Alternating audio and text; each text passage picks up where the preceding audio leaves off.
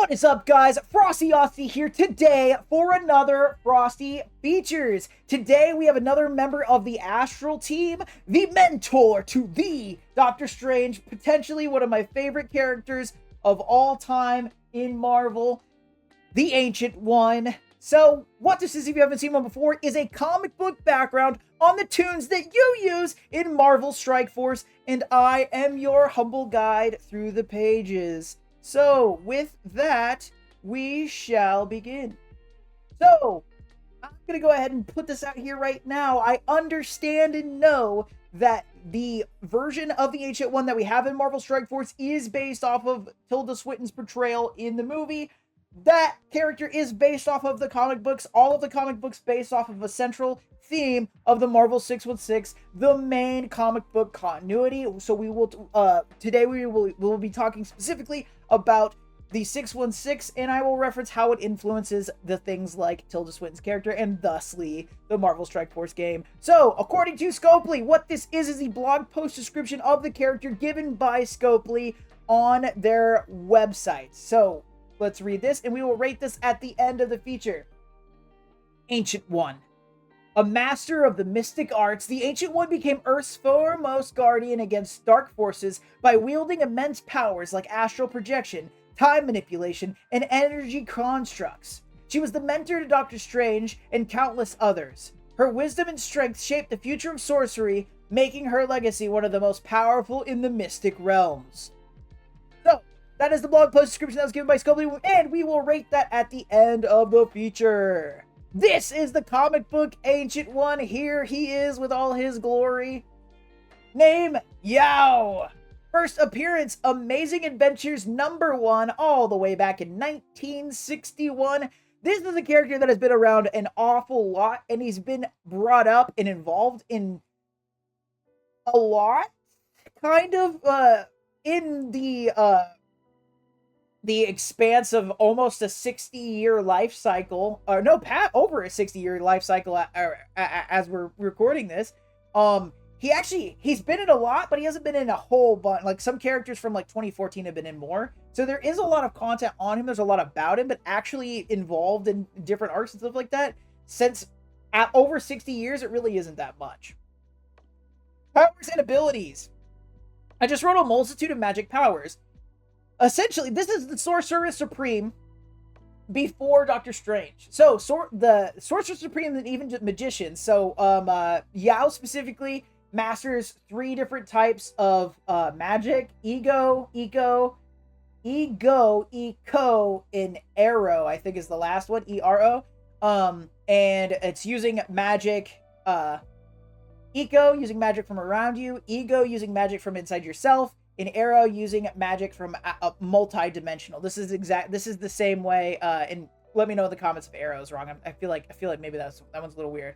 But the third one, these are the same ideas that Doctor Strange uses. And that makes sense as he has taught. He's taught Doctor Strange these things.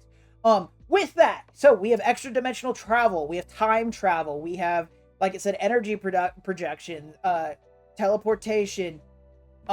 Many different types of powers, things like that. Flight, very, very powerful individual in the Ancient One. Aliases. So the Ancient One has a lot of different aliases as he goes by, but this is because he has existed for over 1,000 years. So the Master, the High Llama, the Mystic, and the Spirit Leopard are all ones that we will cover today. The Ancient One being the main thing that he goes by after a certain point, which we also will cover. It's really funny because when his name is introduced as Yao, he pretty much dips that pretty quick, and he picks up all these different aliases. Very first out the gate, Spirit Leopard, right? So, affiliations, Strange Academy. If you want to go by MCU standards, you can make the argument that his affiliation with Kamar-Taj is a thing. He founds this as a school, as a society, essentially, over time. It's not how it starts. So you can make that argument, but Strange Academy really is the only one that I count as an affiliation. He sort of does his own thing. You could also argue the Vishanti, but not technically. So there's a lot of technicalities, especially when you get into Doctor Strange lore. things get super technical and kind of all over the place.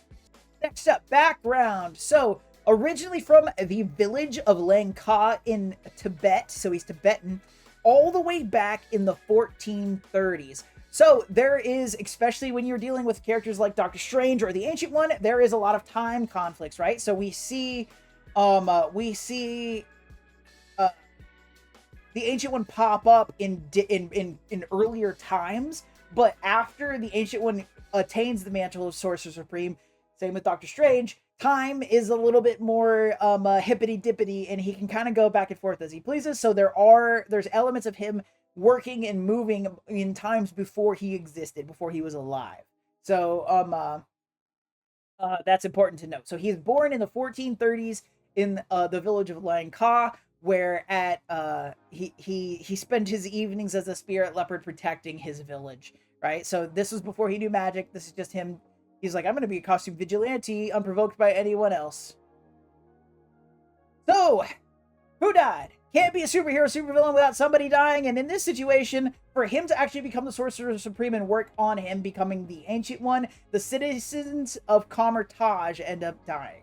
And we'll talk about that a little bit in notable events, but he kind of directly leads to the village itself becoming a distinct way, a wasteland, barren, empty, however you want to look at it. It's kind of his fault. So that's something that that needs to be considered with him. But the entire citizens die, which lead him to sort of travel the world, and this is how he ends up actually becoming the Sorcerer Supreme. A collector. So many, especially when you're dealing with Doctor Strange, many amulets, many types of artifacts and things are very powerful. Mystic properties. So as I just said, he kind of goes to explore the world, and in doing so, he starts collecting magical artifacts. Specifically, the artifacts of Agamotto are his main looks. So my fake Eye of Agamotto here is the strongest of the Agamotto artifacts because I'm just built different. But also, there are different versions of Eyes of Agamotto. There's different. It's kind of hard to explain. There's like Amulet of Agamotto. And then there's like the internal eye of Agamotto, and then there's the eye of Agamotto, which is like the strongest one, the truth seer eye of Agamotto that I've talked about on Frosty Features before. That is the strongest one, and that is the one we see with Doctor Strange in the MCU, etc. But it's important to note that all of these artifacts and stuff, the Cloak of Levitation, all these things that Doctor Strange has, especially when he first becomes Doctor Strange, or what we see in the MCU, all of these things are collected by the Ancient One, right?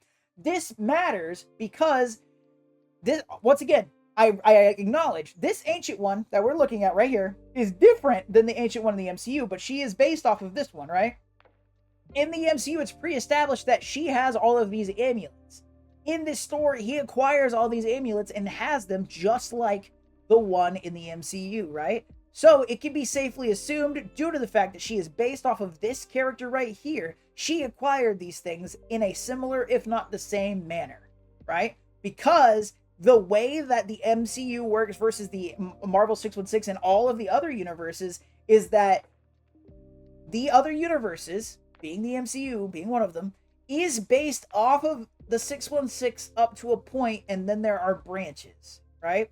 So Tilda Swinton, or the Ancient One being female, is just a different branch, right? It's totally legitimate. It happens to other characters. It's not a big deal. But big thing to note, a collector of mystical artifacts through these various travels.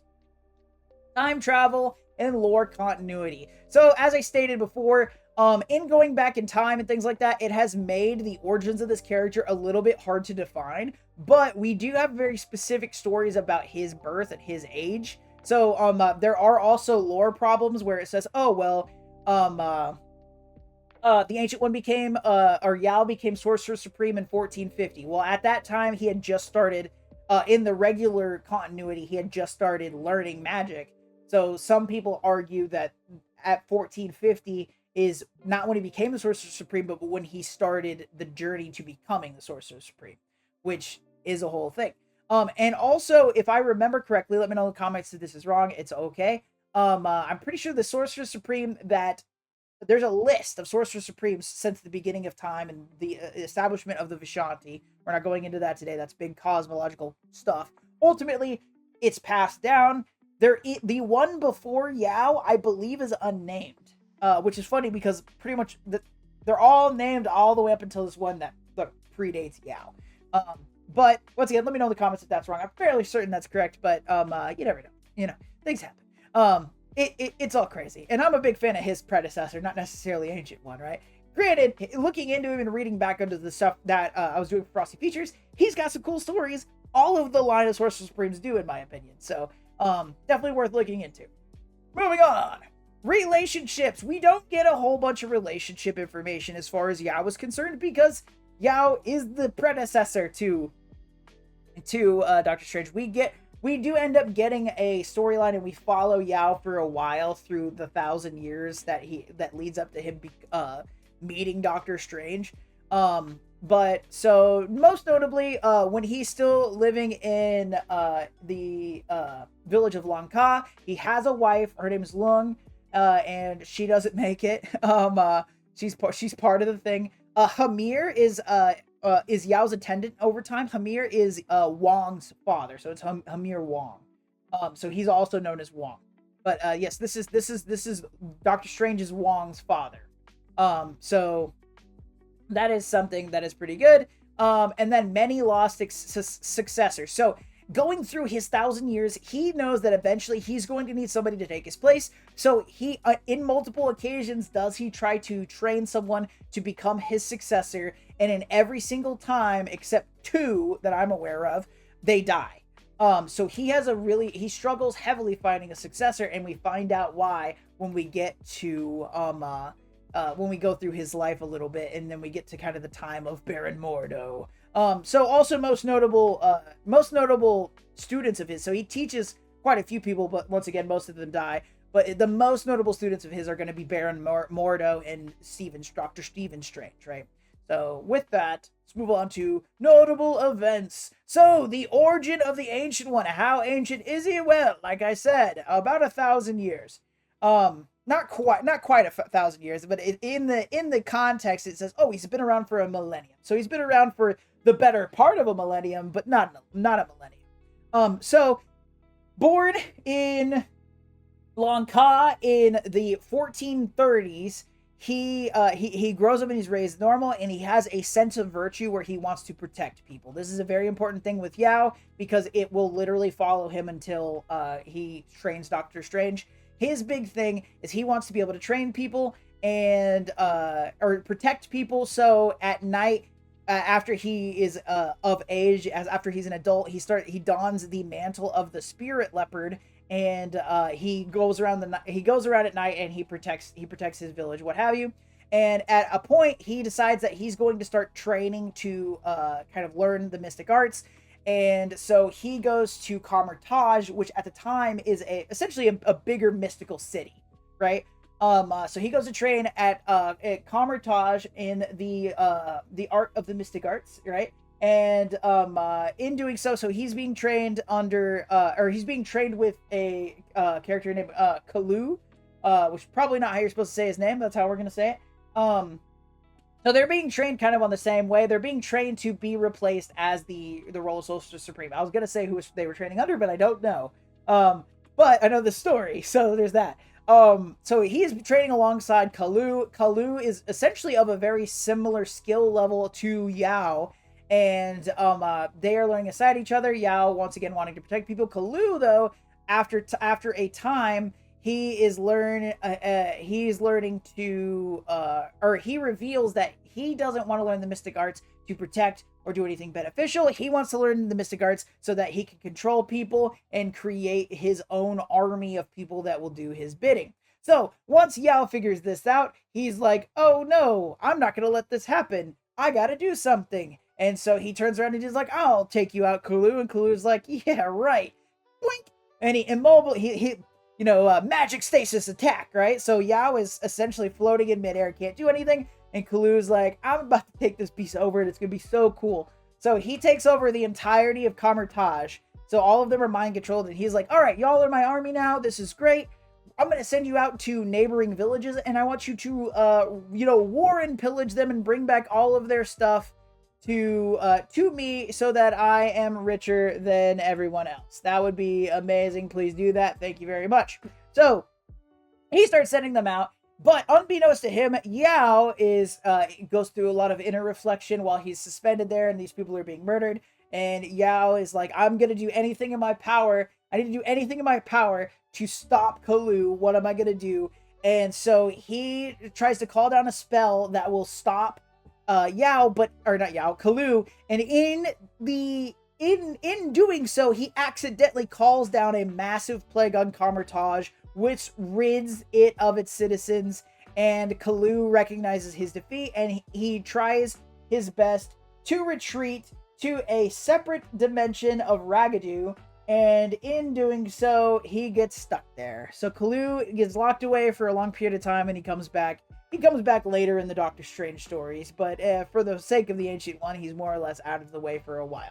So, that's sort of how he starts. So with this, Kamar-Taj becomes this sort of barren, empty city, and the Ancient One, or Yao, he's chilling there for a while, and some people, eventually he has one guy come by that he tries to change, or tries to train. He goes there for training for mystic arts. Yao's the only one remaining. He decides he's going to train him, and he ends up becoming a villain, and at that point, he banishes the villain and locks him away into, like, this immobile situation, and picks up a successor. It's a whole thing, but ultimately, he's like, all right, nobody's here. There's no point in training anybody. People become evil. What I'm going to do is I'm going to travel the world and try to, because Yao's still relatively young in human ways, right? So I'm going to travel, and I'm going to, my goals, I'm going to try to find these Eyes of Agamotto to make myself stronger, these relics of Agamotto. I'm going to, and train myself. So he begins to travel the world, and he comes upon, and a lot happens here, right? There's a lot of time passes, and he ends up getting an elixir of immortality, which doesn't actually make him immortal, but slows down his aging greatly, which is why he's lived so long by the time he meets Dr. Strange. And he finds a group of people that refer to themselves as the Ancient Ones, and then he continues his mystics training under the Ancient Ones. And this is when, after he does this for a while, and he kind of starts to age into it, this is when he achieves the mantle of Sorcerer Supreme, is after he trains with these ones called the Ancient Ones, and therefore, he's in the time between, so he was Spirit Leopard, he gets to Kamar-Taj, goes by Yao, everybody dies, he starts going by the Mystic, and then from there he moves on here, and he dons the title of the Ancient One, and then some people call him the High Lama or the Master, right? As students, right? So at this point, he becomes a Sorcerer Supreme, and he's looking for different successors and such. And eventually, what happens is, and I wrote down, that's a good note. He achieves the title of Sorcerer Supreme in 1666, so that's how long it took him to get there. So, with that, one of his biggest achievements as far as being the Sorcerer Supreme is he is the first human being to witness eternity, to meet eternity in person. Which is sort of he's the first human being, non-god type, demigod type, to be the Sorcerer Supreme. So it's quite a big deal. And so with that, eventually he comes into the situation where there are a group of Sorcerer Supremes from different timelines, and they approach him, and they're like, "Hey, we need to fight off this big bad," but also, because I don't want to dive too much into that story, but in summation, they finish their fight, and they're like, "By the way, your true successor is Stephen Strange, Dr. Stephen Strange. He's going to be the greatest of us. He is your successor." And so this is good to know for the Ancient One, because leading up to this, he has multiple successors that die or go evil or whatever that he tried to train, right? So he knows this at this time, but he ends up training a guy named Baron Mordo, and this is how we move on to our second situation, a successor. So with this, while essentially waiting for the arrival of Strange, that's the big thing with the Ancient One, and also we see this in the MCU. The Ancient One knows that Steven is going to be the one that replaces her, right? That is a thing. that is established in the Doctor Strange movie. We know that that's going on. So in this situation, we see that the Ancient One is training Baron Mordo, and Mordo is getting very powerful, whatever. And after the Ancient One finds out who his successor is going to be, he's like, yo, Mordo, guess what? I found out my successor. Not you, by the way. This dude named Stephen Strange. Pretty cool, huh? And Mordo's like, I'm going to send some demons to attack him as a child. And Ancient One's like, what? And he's like, nothing. So Mordo summons demons and attacks Stephen Strange as a child, and he is able to just to torment him, not to kill him necessarily, but to like try to traumatize him and try to keep him away from magic.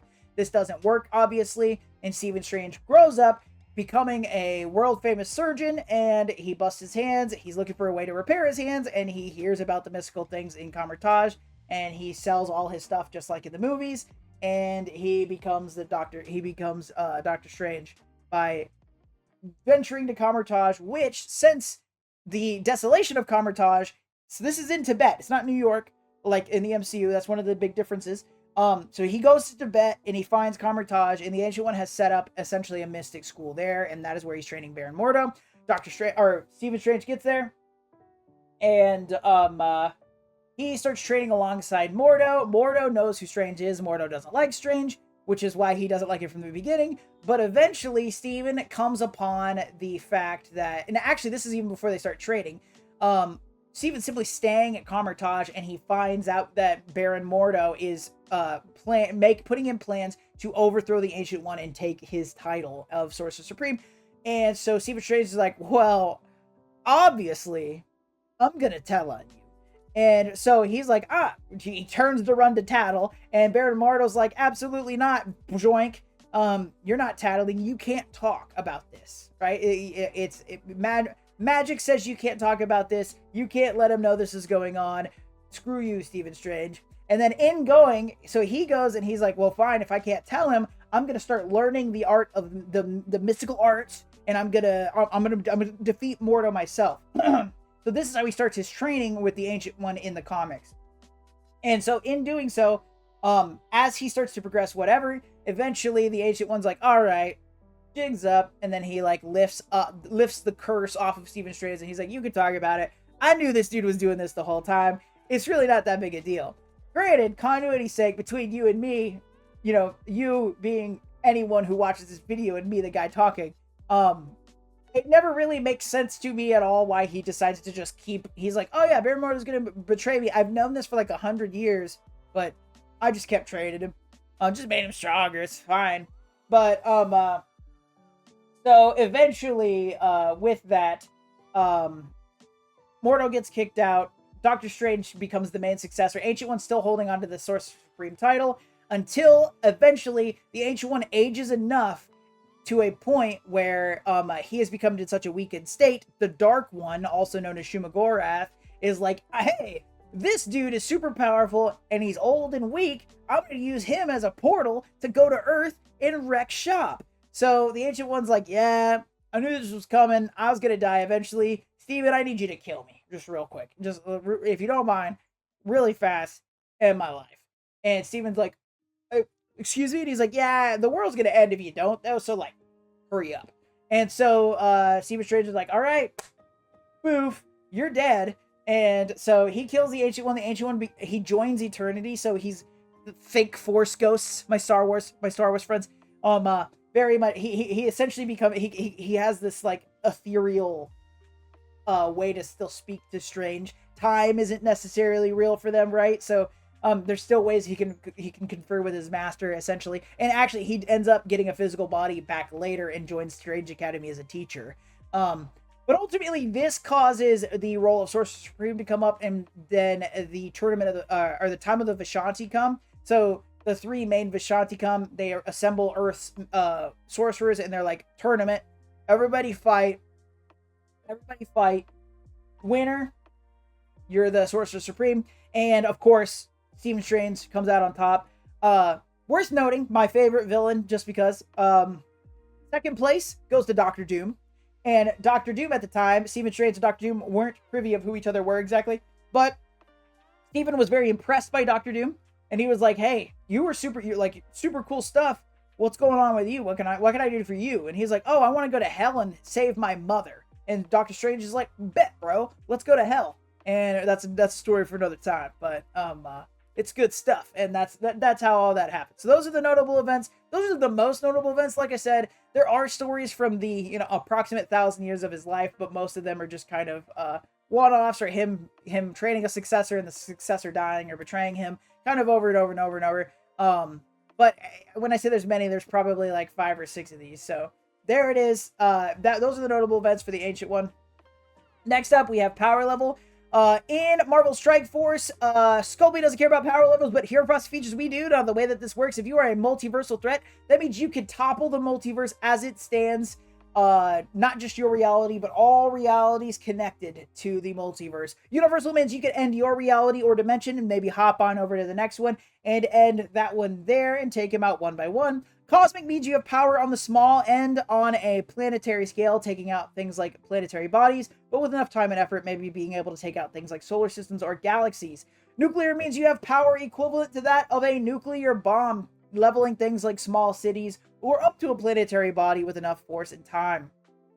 Super Soldier means that you are beyond all potential of human capabilities, and you are able to level things like brick walls or even a city block with enough, once again, with enough time.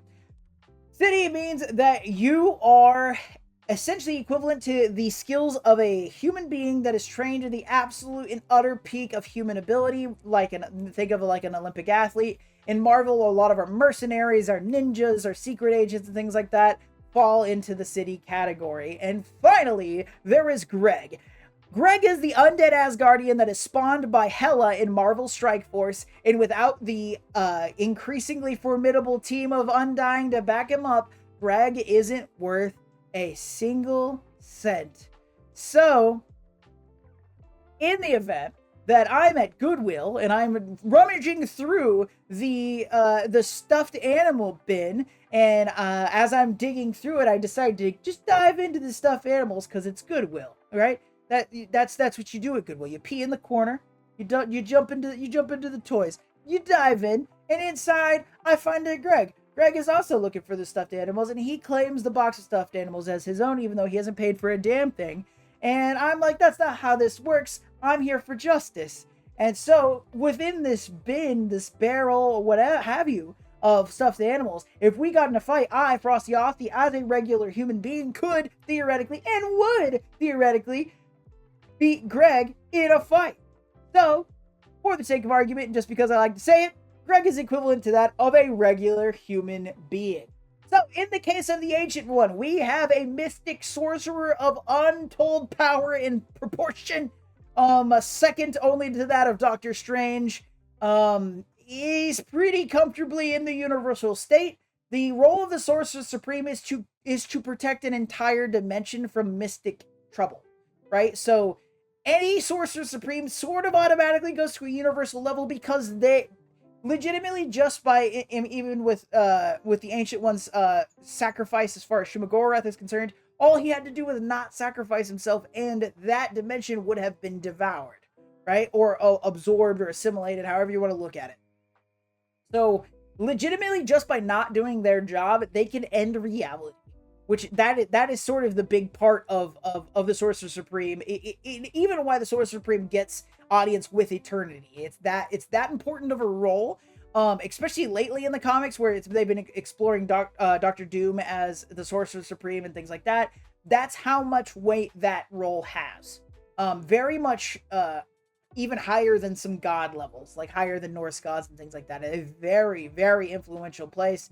And it all comes down to the mind of the person that has the role. They have the power, they just need to be able to comprehend and use the power, right? The Ancient One very much has that situation. Doctor Strange, Doctor Doom all have this strong ability and potential.